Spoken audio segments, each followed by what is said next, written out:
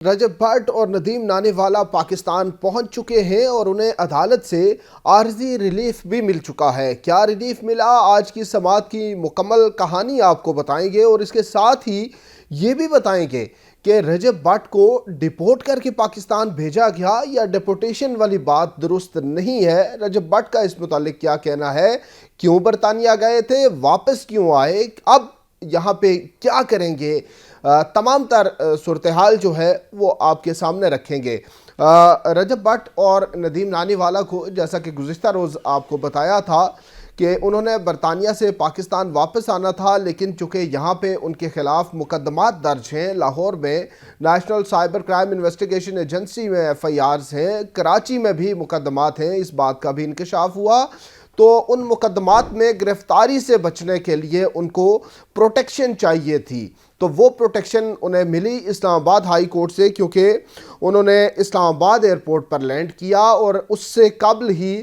ان کی فیملیز نے اسلام آباد ہائی کورٹ میں پروٹیکٹیو اور ٹرانزیٹری بیل کے لیے درخواستیں دائر کی تھیں۔ گزشتہ روز اسلام آباد ہائی کورٹ کے جسٹس راجہ انعام امین منہاس نے پروٹیکٹیو بیل منظور کی ایک دن کے لیے، اور یہ کہا کہ ایک دن میں وہ اسلام آباد ایئرپورٹ پہ لینڈ کریں گے، تو اس کے بعد اگلے دن صبح وہ اسلام آباد ہائی کورٹ میں پیش ہوں گے، اور جب وہ پیش ہو جائیں گے تو اس کے بعد فردر دیکھا جائے گا کہ ان کو ٹرانزیٹری بیل دینی ہے یا نہیں۔ بیل دے دی جاتی ہے، ٹرانزیٹری بیل متعلقہ عدالت سے رجوع کرنے کے لیے، لیکن عدالت نے اس لیے بھی تھوڑا اس پہ ریسٹرین کا مظاہرہ کرتی ہے کہ ایک شخص جس کو ایئرپورٹ پر لینڈنگ پہ گرفتاری سے روک دیا جائے اور اس کے بعد وہ متعلقہ عدالت میں بھی پیش نہ ہو، ہائی کورٹ میں بھی پیش نہ ہو، تو وہ اس کے لیے پھر اس کو پکڑنے کے لیے ایک نئی ایفرٹ شروع ہوتی ہے۔ تو عدالت نے ایک دن کی پروٹیکٹیو بیل دی تھی۔ آج رجب بھٹ، ندیم نانیوالا دونوں اسلام آباد ہائی کورٹ کے سامنے پیش ہو گئے۔ عدالتی سماعت مختصر رہی۔ جب وہ دونوں پیش ہوئے، عدالت نے پوچھا کیا وہ پیش ہو چکے ہیں، تو بتایا گیا کہ دونوں عدالت کے سامنے ہیں۔ تو پروٹیکٹیو بیل پروٹیکٹیو اور ٹرانزیٹری دونوں ہی کہا جاتا ہے، وہ بیل 15 دن کے لیے حاصل کرنے کی کوشش کی گئی۔ جو وکیل تھے ان دونوں ملزمان کے، انہوں نے عدالت سے یہ استدعا کی کہ لاہور کے ساتھ ساتھ کراچی میں بھی مقدمات ہیں، تو کراچی جانے کے لیے ٹائم چاہیے، عدالت 15 دن کی ٹرانزیٹری بیل دے دے۔ تو جسٹس انعام امین منہاس نے ابتدائی طور پر 7 دن کہا، لیکن جب دوبارہ ریکویسٹ کی گئی کہ 10 دن کی ٹرانزیٹری بیل دے دیں، تو انہوں نے 10 دن کی راہداری ضمانت منظور کرتے ہوئے دونوں کو متعلقہ عدالتوں سے رجوع کرنے کا حکم دیا۔ جن عدالتوں میں ان کے خلاف مقدمات زیر سماعت ہیں، ان سے رجوع کر کے اپنا جو بھی پروسیجرل ٹرائل چلنا ہے اس سے قبل ضمانت کی درخواستیں ان عدالتوں میں دینی ہیں، تو اس کے لیے یہ موقع دیا گیا ہے۔ اور national cyber crime investigation agency اور اس کے علاوہ دیگر جس بھی ایجنسی انویسٹیگیشن ایجنسی کے تحت کوئی ایف آئی آر اگر ہے، تو ان کو بھی گرفتار کرنے سے روک دیا گیا ہے۔ 10 دن کا وقت دیا گیا ہے، اور انہی 10 دن میں انہوں نے متعلقہ عدالتوں سے رجوع بھی کرنا ہے۔ اب آ جاتے ہیں کہ رجب بھٹ کے حوالے سے یہ بات چل رہی تھی کہ ان کو برطانیہ سے ڈیپورٹ کر دیا گیا، دوسری بات تھی کہ ان کا ویزا کینسل کر دیا گیا۔ تو آج جب وہ اسلام آباد ہائی کورٹ میں پیشی کے بعد جب وہاں سے فری ہوئے، ان کو عدالت سے ریلیف مل گیا، تو اس کے بعد وہاں پہ میڈیا روم ہے، وہاں جا کر ہم نے انہیں بٹھایا، ان سے بات چیت کی اور کچھ سوالات کیے۔ ان سوالات کے جواب میں ایک تو رجب بھٹ نے یہ بتایا کہ اب 10 دن ملے ہیں، ان 10 دنوں میں متعلقہ عدالتوں سے رجوع کریں گے، وہ تو ڈیفینیٹلی انہوں نے کرنا ہے، کورٹ کا آرڈر ہے۔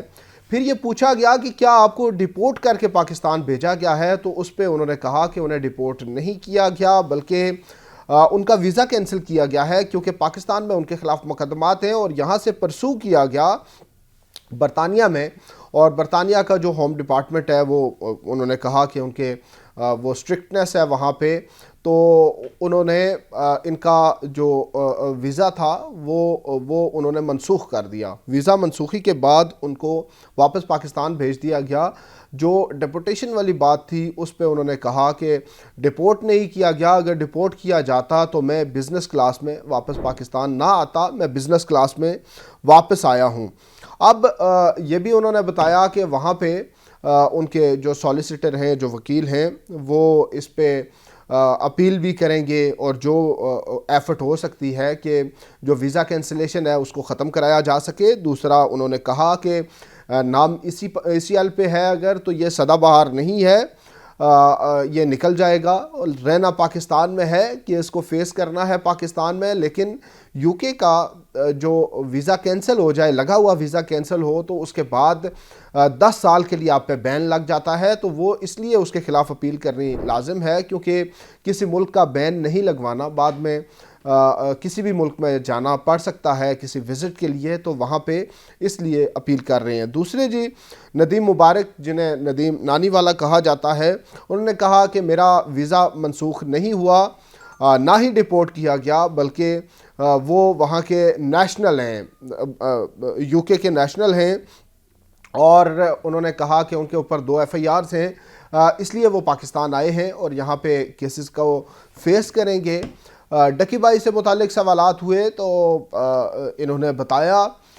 جو ندیم مبارک ہے انہوں نے کہا کہ ڈکی کا معاملہ جو ہے اس متعلق جو میری بات چیت ہوئی تھی وہ میں نے سوشل میڈیا پہ شیئر کر دی تھی، کچھ چیزیں ایسی ہیں جو کہ وقت آنے پر شیئر کی جائیں گی۔ انہوں نے بتایا کہ ڈکی بھائی کے ساتھ ہی جس ایف آئی آر میں انہیں اریسٹ کیا گیا،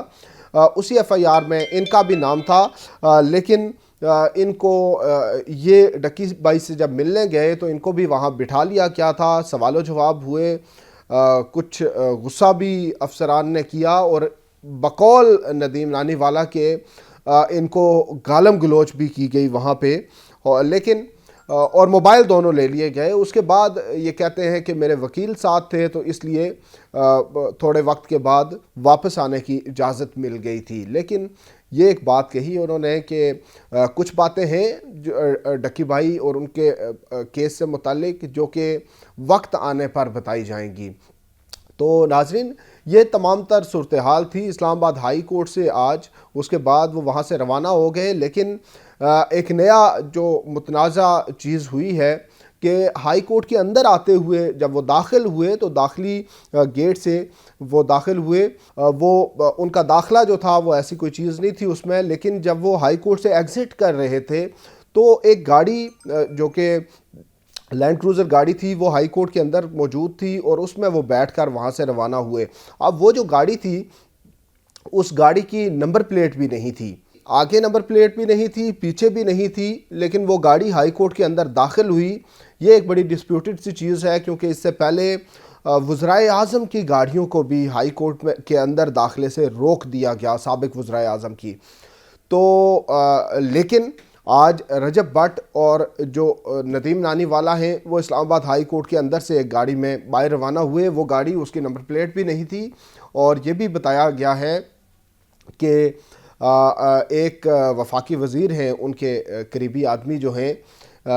وہ یہ گاڑی چلا رہے تھے اور انہی کی غالباً یہ گاڑی ہے۔ تو جب رجب بٹ سے پوچھا گیا کہ آپ کی گاڑی تو اندر آ گئی ہے، بڑے خوش نصیب ہیں، تو انہوں نے کہا کہ نہیں، یہ میری گاڑی نہیں ہے، بلکہ وہ ساتھ ہی جو ڈرائیو کر رہے تھے انہوں نے کہا کہ میری گاڑی ہے، میں نے ان کو لفٹ دی ہے۔ رجب بٹ نے بھی کہا کہ میں نے لفٹ لی ہے، اور وہ وہاں ہائی کورٹ سے روانہ ہو گئے۔ اب انہوں نے 10 دن کے اندر متعلقہ ٹرائل کورٹ سے رجوع کرنا ہے، اور وہاں پہ ان کا کیس فردر پروسیڈ کیا جائے گا۔